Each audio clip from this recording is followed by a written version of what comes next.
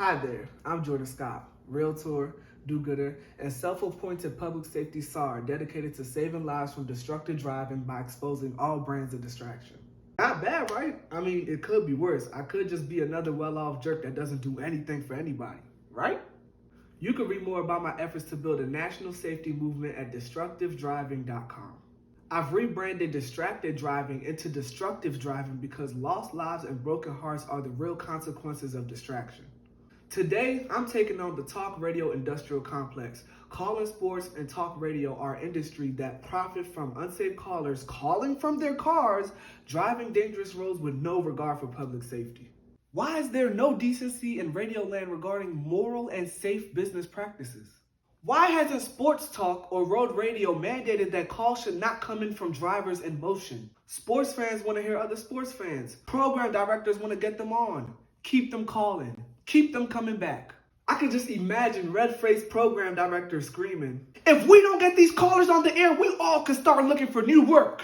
The highly rated morning and afternoon drive-in call shows with well-known drive time personalities know that the regular callers are the real stars, like Frank from Staten Island or Tom from Tom's River. Without callers, there is no sports or talk radio. For these special VIP callers, can the barrier of entry get any easier? It can't take 10 minutes for Gus from Side Set to get on and complain about the last second blown field goal or the latest signing of an overpriced free agent. Fans ultimately don't care about what air hosts have to say. They don't care about the game of golf that they played with some lame comedian, and they don't care about what they had for dinner last night. They want to hear from Pete from Fort Lee, somewhere on the New Jersey Turnpike, headed home from the game with his kids in the back. The industry is hungry for more regular callers. They are the brand of recycling, being used and reused, and endlessly repeating the same theme throughout the day. 45% of radio talk show listeners listen to the radio while they're in the car, and these radio stations have known all about that. The shows are even named The Fan. Over 47 stations and over 260 markets are all named The Fan. And do you know why all of these stations are called The Fan? Because The Fan is who they serve. And who is The Fan? We are! Who are the real stars of the radio program? We are! The FCC must be closeted fans because for some reason, the bottom line is they don't care about the issue because sports talk radio shows have never gotten the memo. These radio stations that continue to have no regard for public safety should be suspended. It's simple to identify callers in cars by hearing the crappy on-air connection.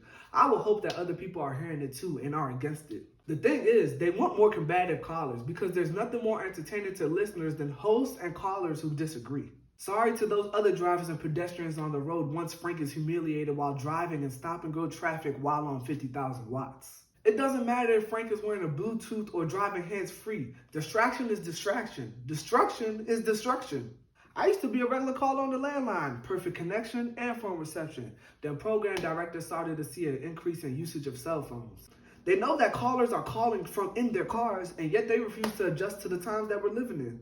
Special time should be dedicated to educating listeners on safe ways to call into radio stations. Cigarettes and alcohol have warning labels. So why shouldn't radio stations be forced to use a portion of ad revenue to educate the public on destructive driving?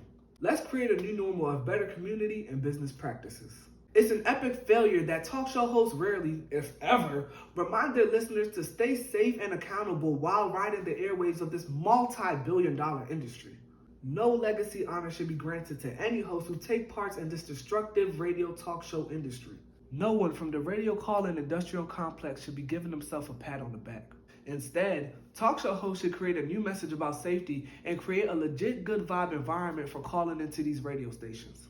Without regular callers, there is no sports radio. They want more Frank on the car phone, and they want Frank fast. Even if Frank being on air endangers his own life, the life of other passengers, drivers, and pedestrians around him. I'm Jordan Skopp, asking you to pay attention to the road and arrive at your destination safely.